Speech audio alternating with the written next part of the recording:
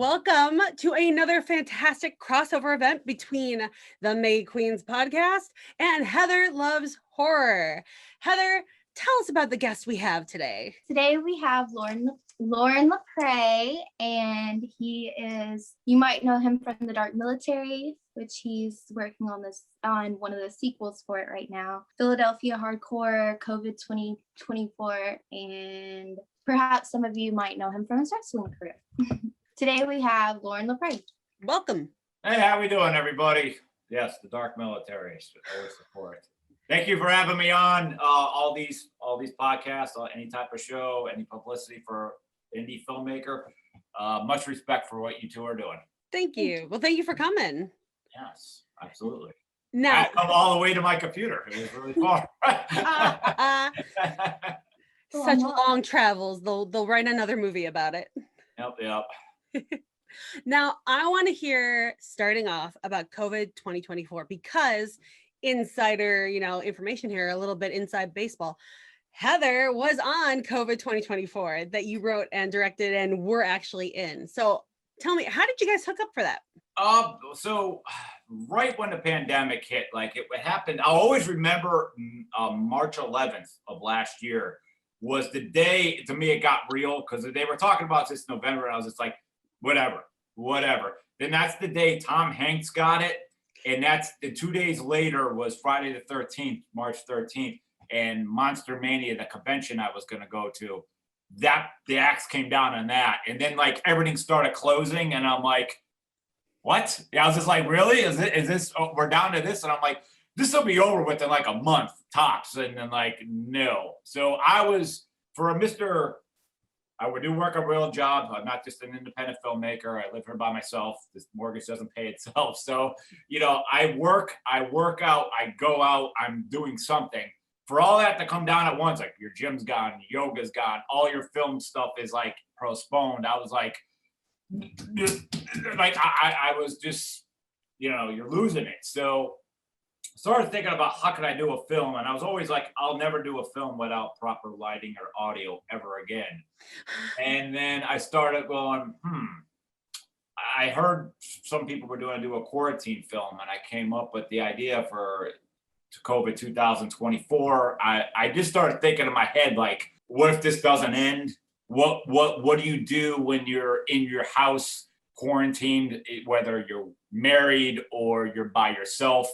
Where does your mind go? So I started pulling up the script with that, and I'm like, well, this will keep me busy for a little bit. So I started realizing then, I'm like, well, I don't want to just have a Zoom movie. Sure, we did shoot on Zoom, but I also wanted camera here. I just wanted to do some cut. I just wanted could I get actors that have their own access to their own equipment? If they could film themselves. And then I'm like, I wrote a script and I just told the actors, you got to trust me because I'm trying to fill in what could be interesting around my house. What could I do and bring to the table?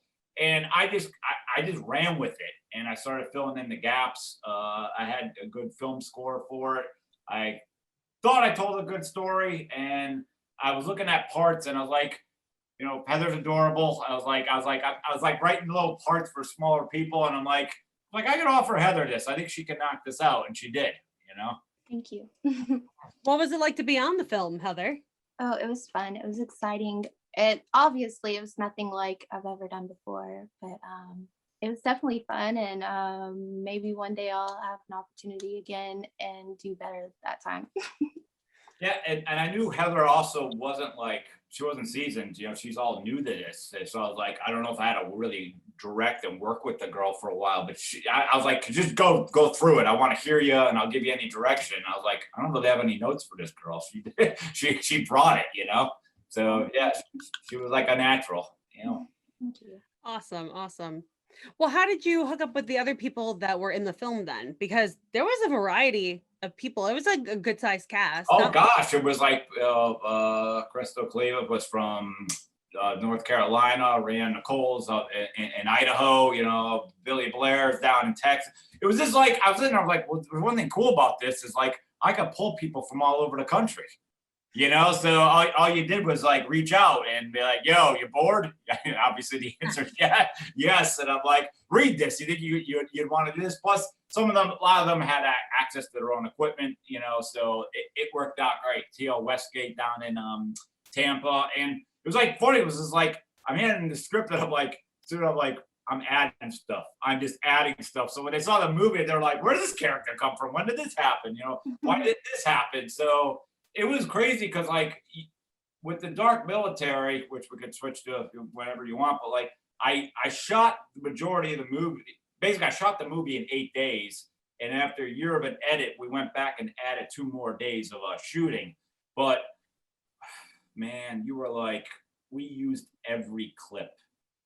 So we didn't have. I was actually there's another reason I shot extra. So I was like, this movie's gonna be a lot shorter if I don't add to it.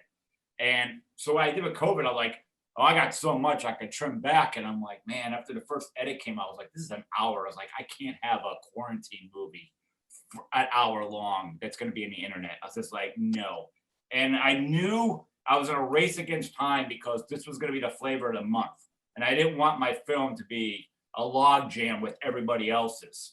So I was a little on the rush to do it. I think it came out late June. The Indie Brigade, George Romero's podcast, but they did the live streaming world premiere for it, and you know, they're great people. So that was a cool, you know, it's all free. If anyone goes to YouTube now, you know, COVID 2024, it pops right up, you know, and you can see what as a filmmaker you have to adapt to your environment. And I don't suggest making lots of films like that. Like, you know, I did shoot everything all by myself, setting up a tripod and running back, saying the lines, going back, looking, you're out of focus, dude. You know, you had to come up with stuff like that. But as a filmmaker, adjust to your environment and try not to go overboard. Absolutely. So you were talking about the filming at your house and if your house was interesting enough. So all that stuff, what we got to see with you, that's this house that you're in right now. That's what we're sitting out now. We're shooting right the same. I mean, the background changed and stuff, but like I always said, people always say, is that really your yard? I'm like, yeah, I'm interesting. I come up like the CBGB's thing. That is real. The outdoor bar I built out of scrap wood. That is real. I was kind of like, people were like, were you shooting all over? Like, no, come on over. I'll show you. You know, so. And you're just trying to show, like, you know, some days are better than others. Some days when we're locked in our house, we can keep ourselves so occupied. You're like, that was like nothing. And the next day, you're like, I have nothing to do. I'm lost in my mind. I'm going crazy. Like, that's what COVID was to me.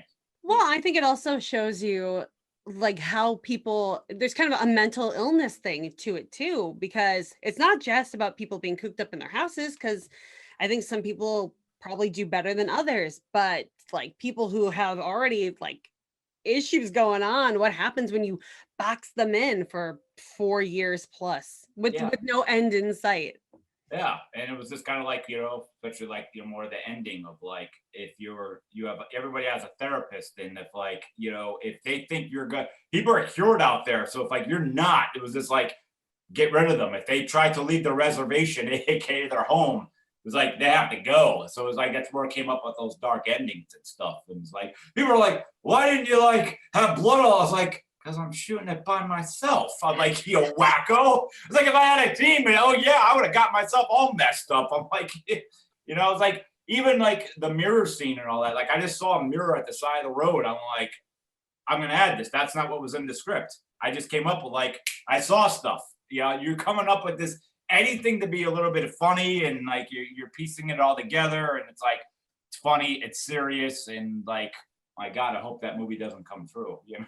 Yeah, that too, you know. The market is saturated with quarantine films. Like I know so many people that are having them coming out. I'm like, yo, the country's like, I'm in Jersey, so we're outside of Philly. Like we don't have to wear masks as of like 5 days ago. It's like you're too late to the dance, like to release these films like right now. Like you got to get in while they're hot. It's kind of like making like a prideful like stoner movie. It's like, yo, that's another no-no in Hollywood. It's like, yo, the market is saturated with them. It's just it's ridiculous. So you got to know when to strike, and you got to know when to get. It's like the stock market: know when to buy, know when to sell. And I know people are like, "Oh, I'm going to make a quarantine film." I'm like, there might be no quarantine left, dude. Like, come on, you know. Hopefully. Yeah, I know. I mean, I don't know how. Well, I know Texas and Ohio, we're pretty much like open for business at this point. I mean, Didn't their numbers go down because yeah, everybody was outside in the sun? Yeah. So Florida too. Yeah. Like I drove cross country, but in like September, and like there were like the states that you have to wear a mask. I was like, oh, this is a break, you know. But I was like, they're showing that the country that we could go on, you know. Like I thought it was very important to shut down for those few months, but like I look at, yeah, we're in a pandemic. I just think it's a light like a light beer of a pandemic though. Like, yeah, we're just a little bit. I thought we jumped the gun a little bit too much. You know, there's a lot of mom and pop stores that are gone now because of this. It's like, you know, Staples could be open because they're corporate, but the same people selling stuff across the street that are mom and pop, they're gone because they weren't allowed to be open. Like, no, that's wrong. yeah. You Well, know? I think if we didn't leave it up to the states too, if we just had like federally, like here are the rules, it would have just gone by so quick. But we can't get people to agree on things, you know. Yeah, But they don't want that. They don't want the hospital. It really came down. They didn't want the hospitals to be so overwhelmed. I totally understand that, but yeah. do we have to get this drastic? Where's the line? You know, depends who's listening. Where's the line? You know? Yeah. Well, I went to a store, a witchy store, by the way, Heather, locally. I love pagan over here. I love my witchy stores. And we're at the point where it's like if you're vaccinated and you know you can ask the businesses and they may let you take off the mask, but most businesses are like, we still kind of want you to wear the masks unless you're eating or drinking. And I went into my witch shop and I'm like, I'm fully vaccinated. I'm about ready to pull out my card. Do I need it? She's like, take it off. It's fine. I'm like, yes, freedom, taste of freedom. So hopefully this doesn't backfire on us and then COVID 2024 becomes a thing. Yeah. I'll have to do a sequel or I'm not dead. I'll just have to. No spoilers, no spoilers. I mean, we spoil everything on this show, but in case you don't want to spoil things, but yeah, that's what happens. It's always public on YouTube, so yeah, go have fun. But There you go. Well, okay, so you were talking about, you know, special effects. Why wasn't it so bloody? Dark Military. You got some blood in that movie. yeah, and you know what? The Dark Military I originally planned was a lot more blood, but anybody who knows film knows how long a scene could take like that. It slows production down. And the whole idea of the Dark Military was to introduce new horror movie icons with high production value. I've seen so many of these $10,000 films where it's like, it's a gore fest, but I can't see it. It's like at night, it's like you didn't like the room and all, you skipped out. So I want to go the other direction. Get the name out, you know, market the logo. I mean, they had everything, the music videos. I mean, I did so much marketing for this film. I mean, I just paid it off March 4th of this year. I finally paid off everything I've ever owned in debt. You know, that's how much I went. So like some people are like, yo, it's not as gory as I wanted to be. I was like, yeah, but you got a high production value. Like those woods were lit. You know, we had skylifts and everything, shining lights down. I mean, I wanted my film to look just as good as the films we all fell in love with. You know, and when you're on indie budget, you have an excuse. When you're on A-list budget, you've got no excuse. You've got the money, you've got the time, you've got the studios behind it. How many movies, how many times have we walked out of the major theater and be like, what was that? You know, so, you know, it all builds up for the trilogy. And, you know, my character talks about it the entire film, you know, like, you know, that we're coming back. We're coming back every Halloween to upgrade it. Like, you know, hey, there's a sequel. We haven't said, you know, General sending us back, you know, so. So is that the plan then for every time? Because, okay, the first one came out, what, 2019? So, okay, we didn't give the sequel in 2020. Are we getting the sequel then this year? I would love to tell you that I'm going to film The Dark Military this year. That's not happening. I could just let you guys know. No, we're not ready yet. There's some money. There's not all the money. I'm literally rewriting the third act of the film because in case there's any COVID complications, I need to cut some of this the cast down. I literally at the end had 200 people. Like it was on. Because I'm looking at, you got to raise the bar. Like you got to raise it every time. And COVID insurance COVID that had the people come in and clean, like the rules you got to go through now. I'm looking at budget. I'm like, if I could cut some of this down and rewrite this, I could get this third act a lot cheaper. And I also could look at like with less cast, I could probably really beef up the gore for the end too. So it's an even trade. You know, it's an even trade what I got. But I'm telling you, for anyone who saw the first movie, how they come back is so I'm sorry to pat myself. It's so good what I came up with. Like how they could come back and making sense of how that could really happen. You know, so it's literally gonna be like a hint, like look at how Devil's House of a Thousand Corpses went one way and Devil's Rejects went a complete other. Like, yo, this is two different worlds. That's what happened. Because like, you know, that's a small movie, but it's like they got away with it, and they're threatening to come back. Like the whole United States government waiting, like, go ahead, attempt to come back now that we're ready for you, and they do. And how they do it is like, General always has a plan. Well, it's like in House of a Thousand Corpses, it's like a Hell House movie, and then it's like, what happens when you take the Hell House On the road. Yeah, exactly. And yeah, to me, like I like the House of a Thousand Corpses, but if you really think about it, they introduced characters, but yeah, it was like kind of been there, done that. The Devil's Rejects, you're like, there's nothing like this. This is a perfect 10 horror film. Like they don't make films like this, and you know, I don't like attacking other people's work. I just think it's something filmmakers aren't really supposed to do. But like when they did the Three from Hell, I was out the second they announced it because I'm like, you can't top this. Mm-hmm. Like Terminator 2, you're not going to top this. Aliens, you're not going to top this. Like there's only one direction you're going to go. And I'm like, they were shot 20 times each. Like, did you just tell me that? Is that what I heard? Like, I'm just kind of like, I had moments, but like, everybody knows you can't. Yeah, it's the Devil's Rejects. Like that's where it was at. And you know what? I liked the beginning, like the first, like there's two different movies in Three from Hell too. The first half when they're escaping and they're at that house and they're holding that couple hostage and the couple's hostage. It was a rerun. It was the same thing as the hotel room scene again. It was just like I just thought he went back to the well. I don't know. I don't. Rob's awesome as a director, but he has those like, what did you do here, man? He has those films like H2. What did you do here, man? Like you just came off this amazing film. What did you do? So yeah, like I don't know. I don't know his mind. I never talked to the guy, so I can't. You know. Yet you haven't talked to him yet. All right. So with the dark military, then. Like, okay, so what is the plan from getting from point two? Do you know already how you're getting from the second one to the third one? I have an idea for the third one. The thing is, you don't want to write too far ahead. You want to hear what some fans' feedback are and stuff like that. So, like, I kind of knew coming out of the first one where I wanted to go, but like, I knew the Cook's character was going to be good. I didn't like people really like Mother Need. So it's like you're thinking about like what are the fans saying? You need to bump these characters forward, you know, even more. So if I was to ever go write it before I even the first one came out, you're kind of shooting yourself in the foot. You got to see what the feedback is and everything. So yeah, the third one, the second one, I'm redoing the third act because of COVID, and I also think I could beef up the gore. The third one, I really do have another idea for another, like, wow, we're way over here again, you know, but like, I want to end it with the third one.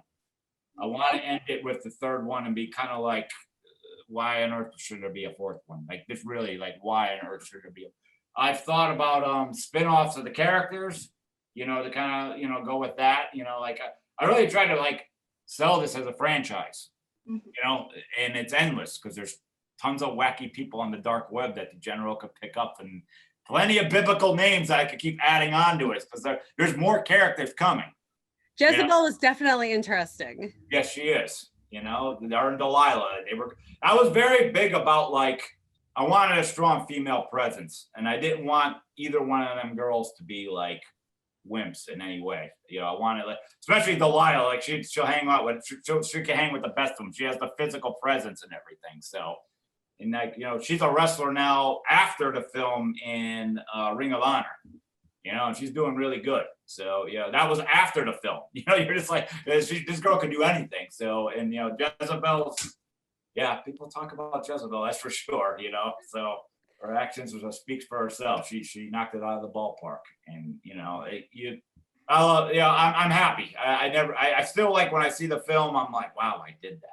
You know, like when you first get done into that edit, you don't want to see your film for a year. Like the thought of your own movie makes you vomit. You're like, people going, can we watch our movie? They're like, I'm going outside if you want to watch my movie. I see that one more time and I throw up. But you know, when you revisit, you're just like, wow, I pulled that off. You know, I didn't say I changed cinema or anything, but I pulled it off. I'm happy with how it came out. If I was to get my editor and producer Steve Carino in here, I mean, we could stay there forever going over like how long it took to like edit these parts, because you're just like, oh god, there's no bridge. You know, like what happened to this clip? Like what? You're just like, you can't go back because there's 70 cast members. It was their appearance changed, and like, yeah, like I really went big. Like I always said, my first film, I wouldn't have more than like 10 to 12 like casting people, because like you gotta start low and build up. And before I knew it, when I saw this vision, I'm like, you're gonna really do this, huh? Like you're really gonna go. Everything I said I was never gonna do, I did in my first film. So it's out of the way. It's out of the way. You can see the making of that on YouTube as well. And anybody who has the Blu-ray can see everything. Like we really went through the audio commentary and explained like every snag that everything we could fit in that, within that audio commentary. But we break it down. Like Steve Gray and I, we really shut our lives down for this. It was nuts. I remember we started editing July 3rd of the next year, because he bought a house, and like he was my editor, and like we get him settled after all that time. So it's like, hi, summer's here. And I'm just looking out the window at all the kids playing. I'm like, and we're stuck inside. This is our life for a while, and it was. I mean, it was just work, sleep for an hour, to his house, repeat. That's all it was. Bad food. Passion project. Yeah. Yeah. And then you got everybody like, when's it coming out? You're just like, oh, when's it coming out? When's it coming out? You're like, you have no idea. You got no idea how long it's taking. I mean, sometimes it's like you got 8 seconds done, when at the end of the night, because you have to go through all that footage and find it, and like how we can piece it together, and like, was this file corrupt? You're just like, oh Jesus, so. And then other nights you're like, oh shit, we got 4 minutes done. That's pretty good. We're on our way. And then you didn't get 4 minutes definitely the next time. So yeah. You were talking about funding, and you're still trying to come up with the rest of the funding for part 2. Is there any way that people listening, if they wanted to contribute, is there any way they can contribute? Do your Blu-ray sales help with that? Is there a Patreon page or whatever filmmakers are so as far as the fans, and I have had fans hit me up saying they want to contribute, when I ring the bell, and I will at one point, I'll do a lot of hype before it. There'll definitely be some amazing perks. Like we're really trying to go above and beyond. But I can tell you, like, I'm not ready for that. Like, I would never want to take fans' money and then just be like, have them hound me, like, when you starting this thing. Like, I'm not ready to start it. You follow? So like, I never, once I like promise you something, it's on my back. It just is. It's just like, I cannot shake it. So I can't be like, oh, the money's just sitting in the bank, right? I can't do it. I won't ask for it till, because when my life shuts down, it shuts down. Like I tried it during the day. I had it like, hey, Van Halen's playing tonight. And I went to Van Halen for 20 minutes, and I'm like, this is great. I'm away from the computer. This is awesome. I'm not enjoying this because I know I'm supposed to be home editing. Like your whole life is just gone. Like, yeah, even that hour you got out, I'm like, I'm not believing Van Halen. That was the last time I saw him. Freddie died. It's crazy, but that's how your life is. Like, I gotta get out of this chair. So it's like a double standard. You got up for an hour, but you're like, I gotta get back here. So yeah. It consumes you. It's literally, I call like an editing is like, Jack Nicholson in The Shining. Like, you can't leave. You can't leave the overlook. You can't leave the editing station. You can't. It's like it becomes your life. Absolutely. I'm editing our podcasts, and I'm like, on top of my own things that I'm doing for YouTube. And I'm like, yeah, I'm here for hours on end. 12 hours go by. My ankles are starting to swell. I'm like, maybe I should get up and, walk around a little bit. I always tell people, if you're feeling like you're rushing the clips, get out of that chair. Go there. I can't tell you how many times when we were doing the Dark Military, it's just like we had this flow, and it's just like, yeah, it's supper time. And then you leave for 45 minutes and you come back and you're like, hit play, let's see what we got. And like, we'll just stop and we'll like look at each other and be like, no. Just like that work we did, like we convinced ourselves it looked good, but we're like, no. Then you got to break that back open, and you're like, oh God, but so you have to always constantly like go back. Like we get far ahead, then we'd go back and just be like, it's been a while. And then sometimes you're like, hells yeah, we got that. No, we got that. And other times you're like, what were we thinking? What were we thinking with this scene? Like, no, like we can break that back open. So you have to be your worst critic, because if not, the fans are going to come get you. You're not getting by anything. Good advice. Definitely good advice. Now, I want to talk about Terrifier 2. But before we get there, I want to make sure, Heather, do you have any questions about Dark Military, about COVID 2024, anything? No, I'm just observing. I'll go in something. She's the horror police. She's taking notes. I want to know my grade at the end of this. I just want to make sure. I tend to dominate conversations, and I don't mean to, but I just want to make sure, that I give Heather every opportunity to say whatever she wants to say. Because I know she loves Dark Military too. She was very excited to talk about this and about the sequel. So, yeah. Heather's a great human. Oh, absolutely. Both of you. All right, then let's talk about Terrifier 2, because I saw that you are playing a role in this movie, the DJ. One, do you actually have DJing skills, or did you learn for this movie? No, but I did work at a concert hall for like 15 years, and it's not hard. To top it all off, like when you're doing all that, like if they don't hit your hands and you get them low, and you're just you can't even tell like what anybody's doing. There's a lot of ways around it, but no, I was actually with Damien and Mike Levy last weekend at Monster Mania, catching up with them, but. As far as that goes, I mean, my part's like very tiny and all that, but the success of the Dark Military led me to them, because I was doing a show. I think kind of pretty much done with COVID, but I was doing a show up at Princeton College where I was Adam Bierman's co-host. And when I got wind of like Terrifier, because every time I was like in every horror group, I'm like, there's that damn clown again. What's going on? That clown. So I finally started like looking into it, like, is this actually a good movie? Like I was just dismissing it because I was in the middle of the Dark Military edit, so I was dismissing everything. So I realized, like, okay, he was playing the clown, David, and then I was like, who's the director, Damien? So I friended them all, and they took it in 2 seconds. But I'm like, I'm looking at all their pods. So I was like, no disrespect to David's really good at being on any podcast. He's great, but I was looking at some of the podcast he was doing, like, all choppy and stuff, and I'm like, I should get him on my Princeton show. I'm like, well, there's only one way to find out. I just reached out, and he got back to me in a second. I sent him a scissor reel of my show, and he's just like, I do that shit. So that opened up the whole foundation, and then I got Damien on with David for the second show. So it turned out me and Damien, we bonded really good, a lot of respect, and I love that like Terrifier is so organic. I was just like, wow, like this, the fans is like, there's another micro budget film. It's a lot of heart in it, and it just turned into the juggernaut that it did.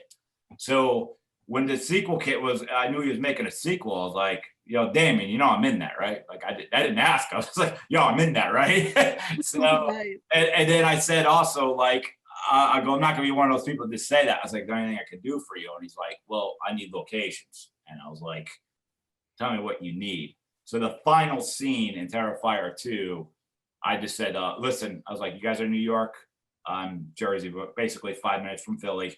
I was like, the locations I could get you is in Philly. I'm not driving up to New York for you. I was like, so they said they needed a haunted house for the last scene. So like literally I think they filmed 20 days in Philadelphia.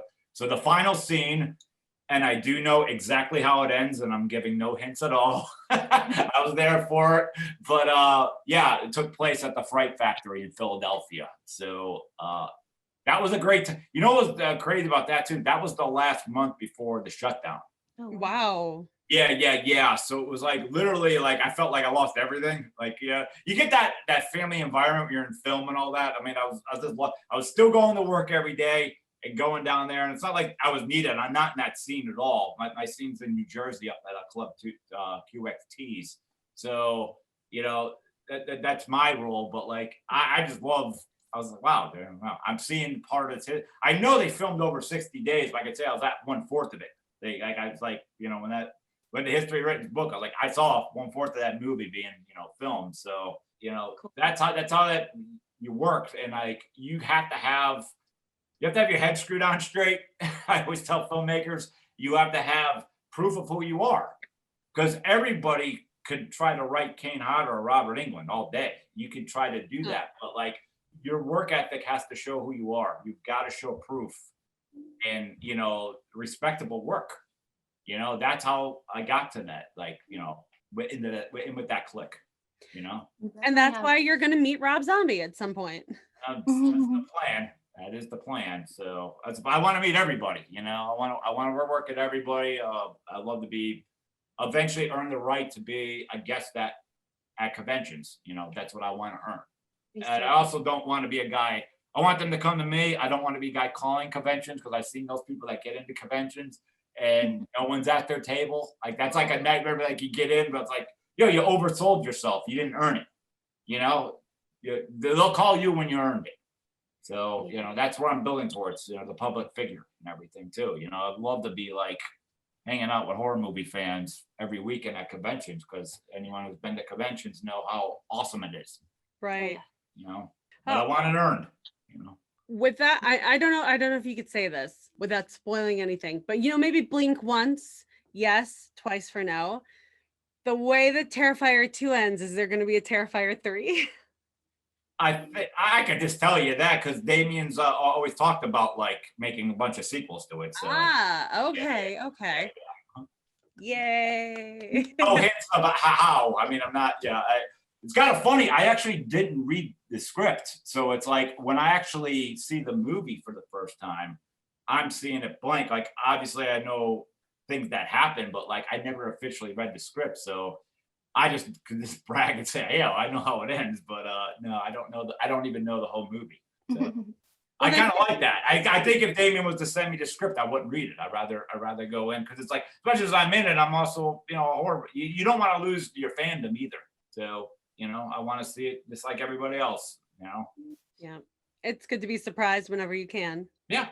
Yeah, it is. Anytime there's something new too, like you're just like, you know, cool. Cause like a lot of horror movies are recycled movies. That's like, even the Dark Military has that, you know, I'm not the first hunting movie, Human Hunt, that's been around forever, but like from the dark web and, you know, why are they doing it? And, you know, I had my own spice to it, but like, yeah, you're trying to I'm always think it's good to try to bring new characters that hopefully the fans could, you know, adapt to. Because it's just like when Terrifier hit, here came all the clown movies, you know, when Paranoia Challenge hit or Paranoia Activity hit, here came all those movies. And then Exorcist this and Shark this and Shark. It's just like everybody could sometimes jumps on it and I think wears things out. I like when something new, and as much as like Art the Clown, like, hey, obviously he's not Pennywise. Pennywise will be the old, but yeah, you're killer clowns, and like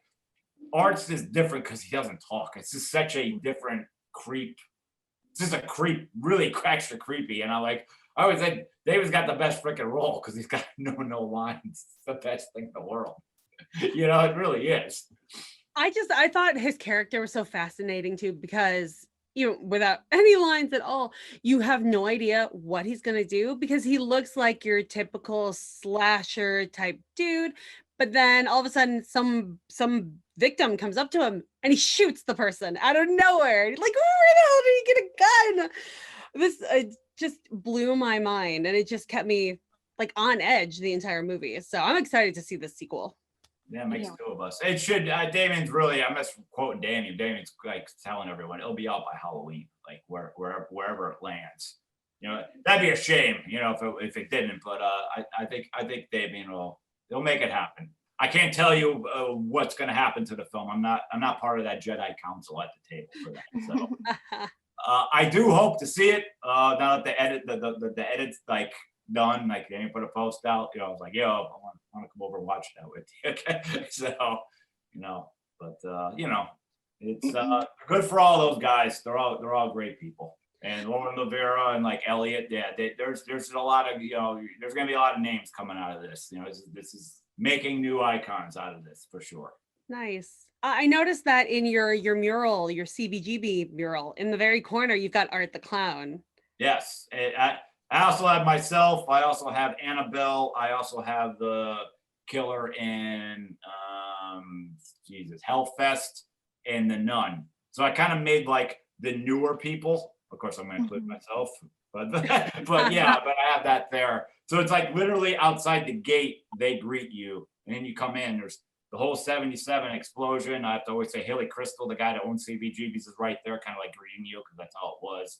And then on the other side of the ladder, it's kind of like another divider, and there's like Prince, Tina Turner, Jerry Lee Lewis, Buddy Holly, like Leonard Cohen, kind of like, you know, the indie guys. I was like, I don't know. I've changed that mural like 3 or 4 times, but like that one stays forever because like so many people pop over that. And like I wake up every day and I look out, I'm like, I really did that. I really had that done. This is really my property. I pay taxes for this shit. So yeah, I don't like boringness. You know, I always change the inside of my house every couple of years. Like I come up with stuff. So nice. Wait, okay. So did you have somebody paint the mural for you, or is that like your hands? Mike Merle, he plays in this band called Sunburster. He's a school teacher too, so he would stop after school and do a little bit I just give him the idea and he'd go. I mean, I did my basement up and stuff. You know, I got Leatherface down there, and you know, Dr. Manhattan. I got like a whole bunch of cool stuff. You know, Marv from Sin City. Like I just don't like boring rooms. It's just I always hate it when I walk in someone's house and like all their walls are white, and I'm like, wow, there's something hard to keep clean. Like real white's like. You touch the wall once, there's like fingerprints. You're like, no. So that, you know, that's me. I'm like, I need surfaces that I don't have to clean 24/7. For the love of God, please. Yeah. I have 3 kids, so it's like nonstop cleaning. Yeah, you're in hell. That's right. It's beautiful though. You know, yeah. All right. So since we're on the subject of CBGBs and music and stuff, your documentary, Philadelphia Hardcore, how did you get into making that? You could watch that film, Pennsylvania. The name's Pennsylvania Hardcore. But you can watch that for free on Tubi and Movieplex and Amazon right now. So I've been a part of the Pennsylvania hardcore scene since 1993. That was kind of like, you know, my late teen years, and I was just a really sheltered kid that was really quiet, and I found this punk rock movement, and that broke me out of my shell, along with anyone ever saw my arm, like all my martial arts school. I joined them at the same time, and at the same time, I always said that's when I started talking, because that's how quiet I was, and I just found who I was, found the people I was at, found the music I was at. And I just remember in 1995, this New York hardcore documentary came out, and I was like, man, imagine if they ever did one on Pennsylvania. Like, that'd be the coolest thing ever. So 2010s when my born on date, the film, and I started my own company around 2012. And just my friend Mike Gavlik came up at a show. He's like, why don't you do a documentary on Pennsylvania hardcore? And I was like, no. And I walked away, and it just started. I started piecing it together, and then went back. I'm like, dude, good idea. I'm gonna do it. and then like I just got cameras and I made my list, and then the list got bigger and bigger because there's like, well, if you're gonna do that, you gotta talk to this guy. You gotta do this. You gotta find this person. And you gotta find this girl, and you gotta do this. And you know, so I'm the first person to cover an entire state. So Philadelphia is in it, but like I went from Philadelphia to Pittsburgh and everywhere in between, like Hickville, everything. And I did exactly 200 interviews on the nose. And 17 of them got cut because either their file wasn't too good or just I just didn't feel it. I almost felt like they're deer in the headlights talking. I was like, yeah, dude, you don't want to be in this film, you know. So, but the whole scene came together, and I was like, anyone who told me about a band or a person, I'm like, I don't know them. You're getting a hold of them for me. You know, you spoke it. You're gonna make it happen. I'll film them. So I went 5 months of interviews, 5 months of editing with that, which was a walk in the ballpark compared to what I did with Dark Military. Even though I shot the film in 8 days, the edit in the Dark Military was like a lot of films, just a nightmare. Where, you know, because there's multiple angles, multiple things going on. When you're doing a documentary, it's just straight ahead film. What they say, you know, like, all right, write that down. Which sections does that go in, you know? So that was my first film. I'm heavily drawn to go back to actually documentaries because they're inexpensive and there's no loss. The Dark Military or any other idea I have, you're trying to get the best production value, and you also got to tell these producers, don't put in what you're not afraid to lose, because like I said, again, the Amazon penny, it's not exactly, it's so hard to flip these days, guys. Like even like when you say like Justice League, the new Justice League that came out, which is a masterpiece film. My gosh, I'm so happy they let Zack Snyder do that. But I know it's like Ben Affleck, he was one of the producers on it. And I'm looking at like, it's a paid service. Why is Ben Affleck getting like any money back? Like, why is he even paying? And it turns out like stuff like that is like almost like stock in the company. Same thing with anybody who's doing something for Netflix. Like, okay, you are signed to make multiple films for our network only, original content. So that's stock in the company. That's good for Zack Snyder and Ben Affleck. For this guy who lives outside of Philly, like we got pushed further down the conveyor belt. We just did. We got pushed down intellectual property, like the Dark Military logo that I have, that I'm always pushing the tag about, like the t-shirts, the glasses, like anything that you got. That's what me and all the filmmakers are trying to make money on. Obviously DVD sales too. Usually the distribution company want your film for streaming. Like that's just where they're gonna, and then they're gonna lie to you and do all this expenses that you're not allowed to see without sicking your lawyer on them. And if you sick your lawyer on them, they got bigger lawyers. Unless you have just so much money to piss away, that you're never gonna see these numbers. Yeah, you know, they'll find a way of like, oh, you lost this month. We put money here for marketing.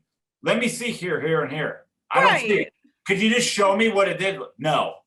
Send your lawyer after us. Like that's because they know, you know, as I said earlier, I work a real job. You know, like that's how the mortgage. You know, I live here by myself. How much money do I have for a lawyer to chase down these distribution companies? That's why, like, I got my film lucky enough on Film Hub, you know, so they pick from all that. But like Film Hub does not market your film. I do.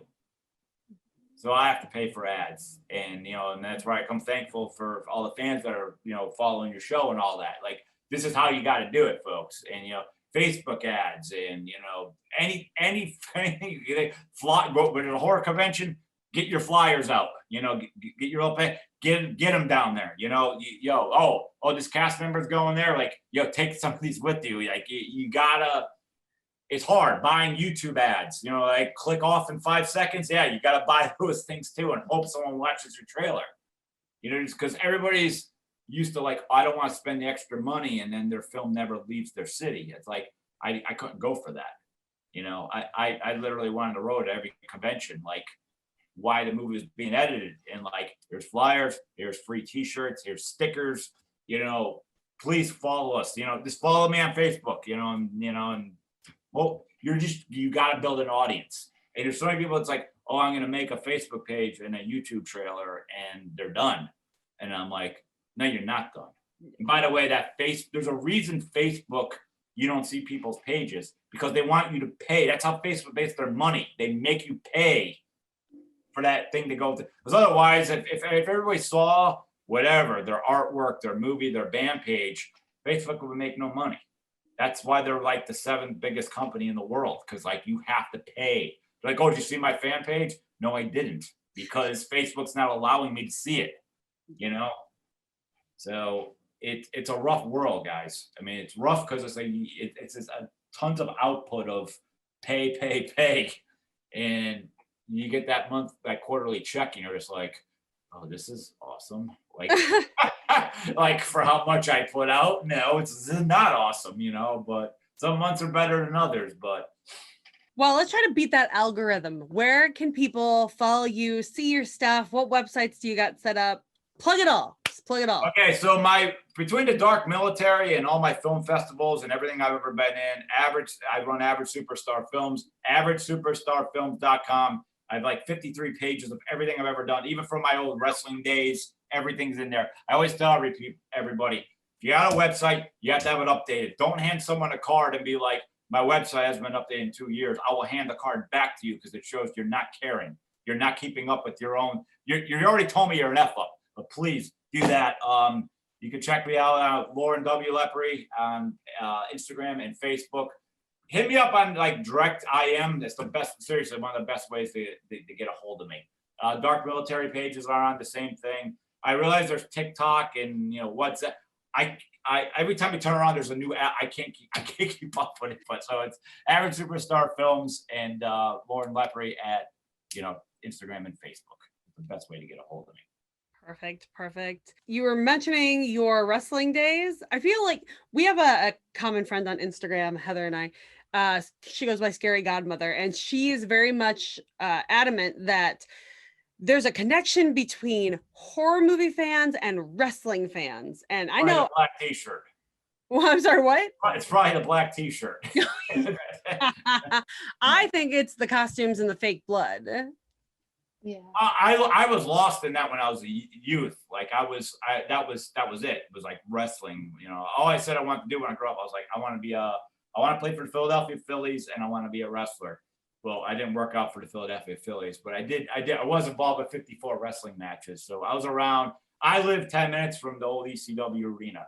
So that's really what brought me to Philadelphia. I was working behind the scenes, helping one of the promoters that was hired for ECW. So that was kind of like my connection. And then I worked independents around here. So like I was around for more than half of the ECW era. I saw like all of it. So, I was behind the scenes. So it was a great time. And that came crashing down because when ECW folded and WCW folded, they're like, oh my God, there's like 300 wrestlers on the market. And like, I was basically a manager. I've wrestled and I've been involved with all types of angles and stuff, but I'm just a manager in the world where the female valet is dominant. Like I was basically obsolete. And so I by 2004, I was gone. It was this, I lost passion for it. It really was like the indies, I always look back now like shit, do you regret it? Yeah, no. Because it does really. It's the best way I can. Yeah, no, because I do miss it. But like I haven't seen like AEW, Ring of Honor, or Raw. Oh my God, I haven't seen that. Like if you were to put it on now, like I guarantee I wouldn't know. Unless they were old head, I wouldn't know who these people were. I did work some shows with CM Punk. I remember in my day before he was big. Wow. Sometimes you're just like, wow, yeah, for all that. So. Yeah, so it's like, oh look, he got through. Good for him. I root for it. It's like I root for everybody. Good for whoever got through. Even if we weren't getting along at certain times, like good for you. I like seeing people. I like seeing people win. Even if I don't like you, like if you earned it, good for you. That's what I say. Right. In life. So wrestling was, but when I dropped it, but like I did have like the Blue Meanie and the Dark Military and. I mean, he's gone now, but like I had a part for New Jack. It just didn't work out, He passed away a couple of weeks ago. So yeah. And it's funny because the only other guy I really talked to from there was like Vic Grimes, and New Jack and Vic Grimes had their beef. So in real life. So yeah, it's crazy how that works out. But You know, I actually feel, when you say ECW, I feel very bad as far as how many people are gone, died from all those head injuries. And I was one of those people at one point cheering that, like not knowing the head trauma, but like almost everybody was constantly getting hit in the head, but they're gone now. Like it's a real deal. You know, you're cheering them on Friday night, getting smacked in the head, and then they're going to go back out there Saturday, get smacked in the head like that again. It was crazy because when I first got smacked in the head, I'm just used to watching these guys eat it, no problem. I got smacked in the head. I was like, oh my God, there's a flash. Like, it's like, oh my God. Look, why is it not hurting them, you know? But yeah, there's a big reality check when you hop on the other side of the fence. So in my YouTube channel, Average Superstar TV, between like the Dark Military, my film, you can watch some of my old wrestling matches up in there too. There's more coming and stuff, but or just my manager, my stupid interviews, whatever. But like they're all available up there. Yes, I can use subscribers at Average Superstar TV on YouTube. There's literally like 300 videos because I also have the Pennsylvania Hardcore full interviews of everybody I did in there. So and making the Dark Military, like all that stuff. So. But yeah, it's weird how something you cared but so diehard is like so off your radar now. But it is. But also, I'm so into film. Like, how can I do both? Exactly. You grow and you evolved, and this is what you have evolved to. And you might do more documentaries too, so that's even more evolving. Oh, I'm all about it. Like, I'm just trying to look at the next documentary I do. I need to have that passion for it. Like, I don't want to just pick something and be like, no, like, it's got to be like, like yes, I can do that. I'm going after it. So, do you think it'll be like? Do you have an idea of the kind of range, like the topics that you would pick up? Like, would it be music? Would it be other independent filmmakers? Like, would you? I have an idea. I've had ideas for both. Yeah. It's just kind of like. You also have to look at like, do I gotta go around the country to do some of this? You know, like budget and all that. Pennsylvania hardcore, yeah, I had to travel, but I still kind of hung in Pennsylvania. You know, like it's nice the Pittsburgh trip, you know, and Erie and all that. But so you got to look at that too. What's going to be easy on you, but also like again, like I haven't really hit that topic yet. I've had ideas, like you're saying, of like I'll know when it hits because the door opens. Same with the Dark Military, like the obsession door. It opens like, yeah, that's what I'm trying to unlock in my mind. So if my heart's not there, it's almost the answer is like, no, don't do that because that's not you. So I'm waiting for it. That click, you know, that spark. Yeah. So, you know, I'm feeling it. I'm feeling it, you know, surround me. I just got to wait for it, you know, because it was dead for a while. It was last year, you know, there's so many filmmakers telling me, oh, I got this going. I'm like, no, you don't. You don't. There's no proof of it at all. There's no pictures. You're not filming it. You're just trying to hype yourself. I hate when people can't just be like, yo, this sucks right now. And I don't have anything going on. Like, I just hate that. Just say it. Say it for a bit. It's okay. That doesn't get define who you are as a filmmaker. It just means, Joe, you're grounded for a little bit. Yeah. That's great advice. That's awesome advice for people who are in that slowdown right now. So, well, thank you for joining us. Heather, do you have any questions before we let him go? No, I just, want to thank you for always being so insightful and sharing your perspective. You have loads of good advice to give, so thank you. Thank you. You ever want me back on, whatever, round table or whatever, I'm yeah, you got me. You always anytime you need that. I expect to see that hat every time. I will keep it. I might get more hats. I got this at Spirit Halloween last year. So, last year, because I went during quarantine. I was like, fuck it. I'm going to go and get some Halloween stuff. So I might get more hats this year. Go for it. All right. Well, everybody who listened, thank you so much. Please check out the Dark Military for free on Tubi and Pennsylvania Hardcore and Dark Military are free on Movieplex, Tubi, and Amazon. So I know we need things to watch these days, so do it up. Absolutely. Thank you for joining us. All right. Thank you so much. You guys have a good night. You too. We're going to close things out and let you go. All right. Sounds great. Oh, man. Well, lots of really great insight about being a filmmaker. Like, I know I want to get into filmmaking. Right now I'm just thinking like YouTube wise and like, if I make money, YouTube, the small amount you can make from YouTube when you have enough subscribers and stuff, but it's still like a huge thing just to claw your way up for that once you get started. But then there's, sponsorships and stuff that you can get when you're a YouTuber that you don't have to rely on YouTube. But when you're just an independent filmmaker, it's a real grind. So people have to really consider that before they get into it. But I do love his spirit about like, I want to go to conventions. And when I go, I connect with this person. I really do think he's going to connect with Rob Zombie one day. And we're the ones that predicted it. Or Eli.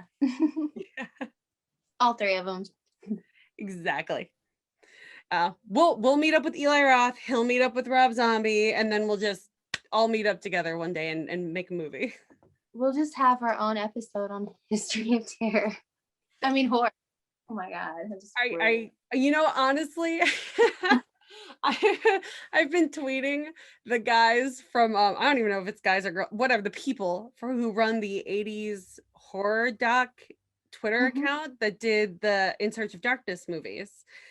I tweet them every so often and I'm like, you gotta talk about this movie. You gotta talk about this movie. And I'm like, I hope I'm like enough of an expert at that point that maybe one day they'll ask me to talk about the movies I'm suggesting.